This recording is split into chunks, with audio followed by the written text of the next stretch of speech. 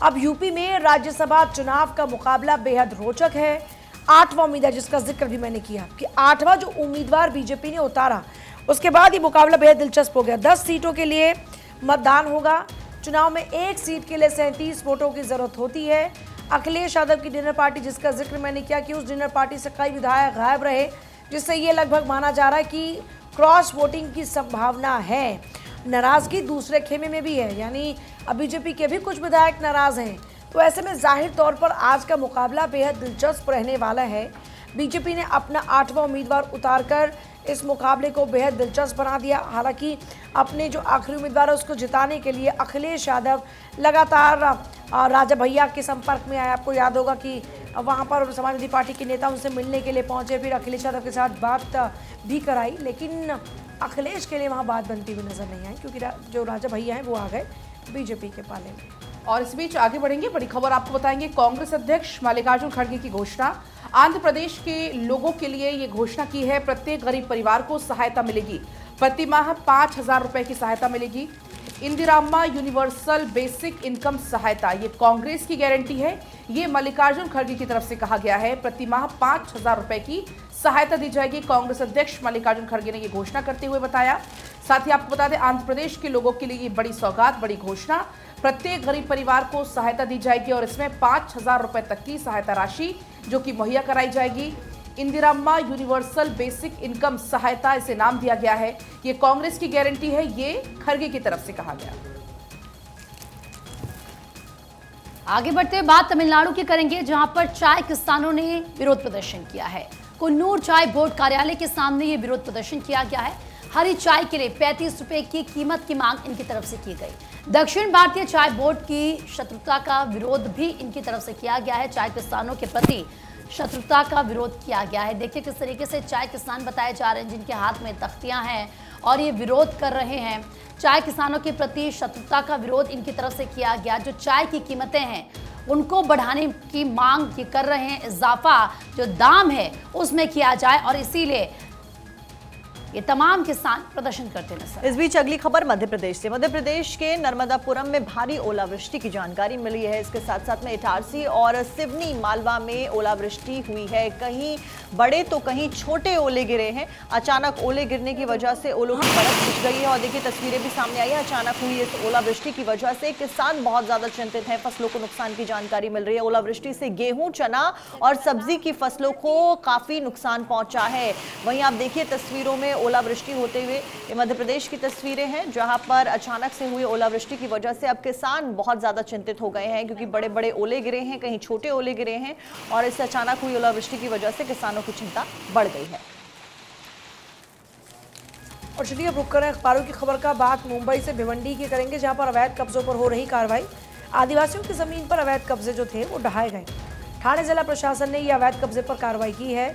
आदिवासियों को आवंटित भूमि पर यह कार्रवाई की गई है। कार्रवाई के बाद में जो ज़मीन थी वो आदिवासियों को वापस लौटाई गई है। तो भिवंडी में जो अवैध कब्जे थे उन अवैध कब्जों पर कार्रवाई करते गए और जो ज़मीनें किसानों की थी, जो वो आदिवासियों की थी, वो उनको वापस दी गई।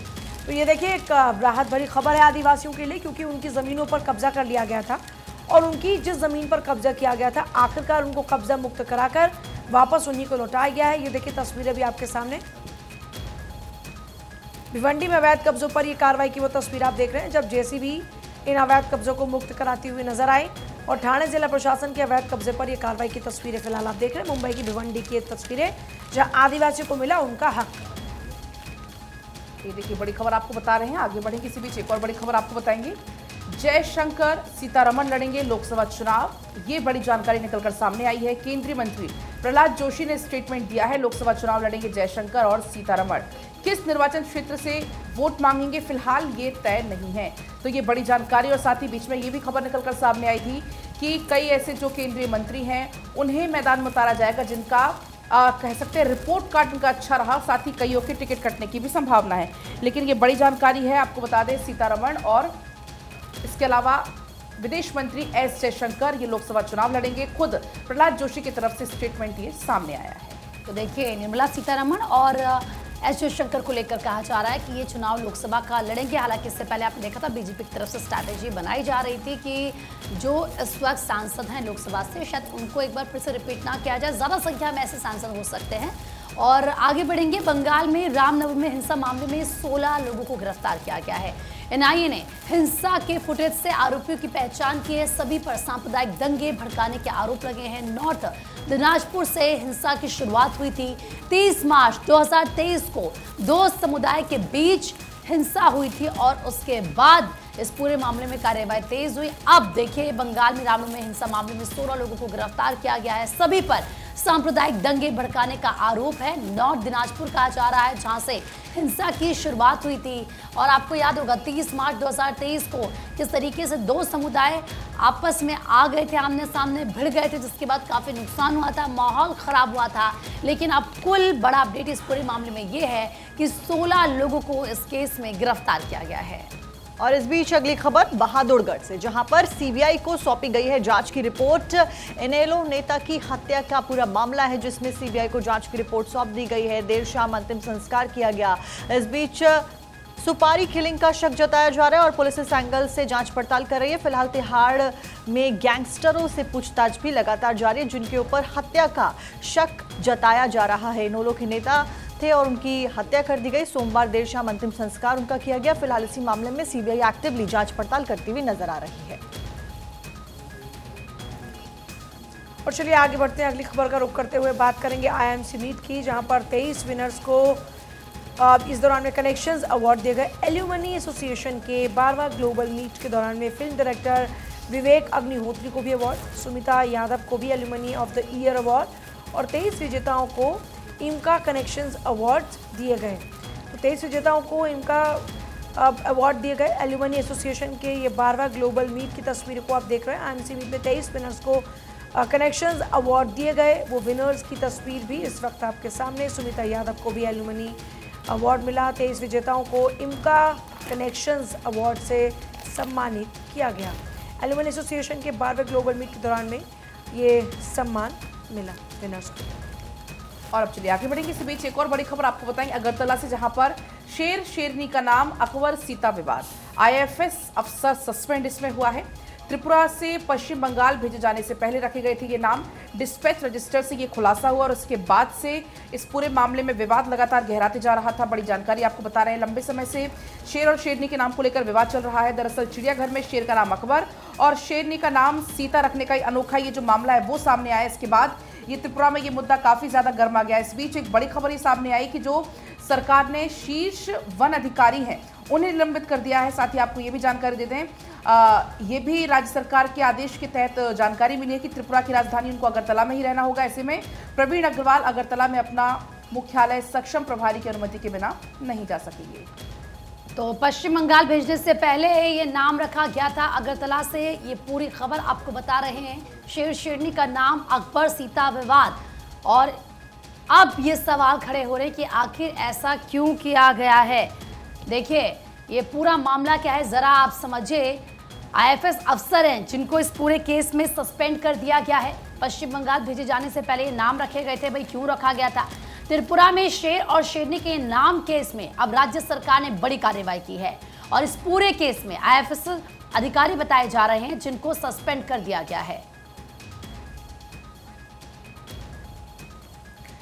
देश के अधिकांश क्षेत्रीय दल चाहते भाजपा का साथ। भारतीय जनता पार्टी की बिहार और उत्तर प्रदेश सहित देश भर की छोटी बड़ी सहयोगी पार्टियों की परेशानी बढ़ रही है। जैसे जैसे चुनाव नजदीक आ रहा है उनकी चिंता बढ़ती जा रही है।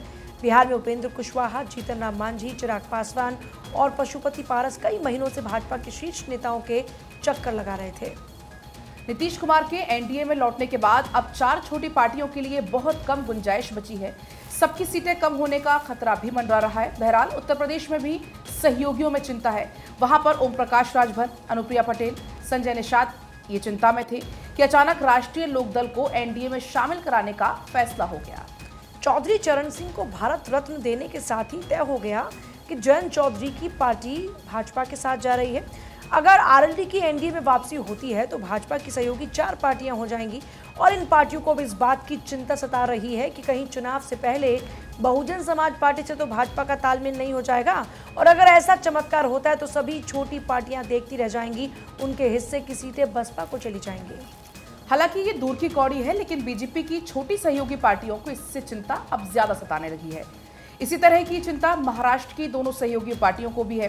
पहले बीजेपी की मदद से एकनाथ शिंदे ने शिवसेना को तोड़ा और बीजेपी ने शिंदे को मुख्यमंत्री बनाया, तो ऐसा लग रहा था कि अब बीजेपी और शिंदे ही गठबंधन करके चुनाव लड़ेंगे। ये भी कहा जा रहा था कि शिवसेना को जितनी सीटें दी गई थी उनमें से कुछ छोड़कर बाकी सीटें शिंदे को मिलेगी। लेकिन अचानक एक दिन शरद पवार की पार्टी टूट गई और अजित पवार भी सरकार में शामिल हो गए। इसके बाद कहा यह जाने लगा कि शिवसेना की सीटें शिंदे और अजीत पवार के बीच बटेंगी, लेकिन उस बारे में भी अंतिम फैसला नहीं हुआ। अब इसे एकनाथ शिंदे और अजीत पवार दोनों की पार्टियों में बेचैनी है। उनको ये लग रहा है कि कहीं ऐसा ना हो कि उद्धव ठाकरे की ही एनडीए में वापसी हो जाए, फिर इन दोनों की पूछ खत्म हो जाएगी। भाजपा ने जिस तरह से 370 सीट और एनडीए के लिए 400 सीट का लक्ष्य रखा और एक एक करके पुरानी सहयोगी पार्टियों को साथ में लाने की जो कोशिशें हैं, जो कवायदें वो परवान चढ़ रही हैं, उसमें कुछ भी हो सकता है।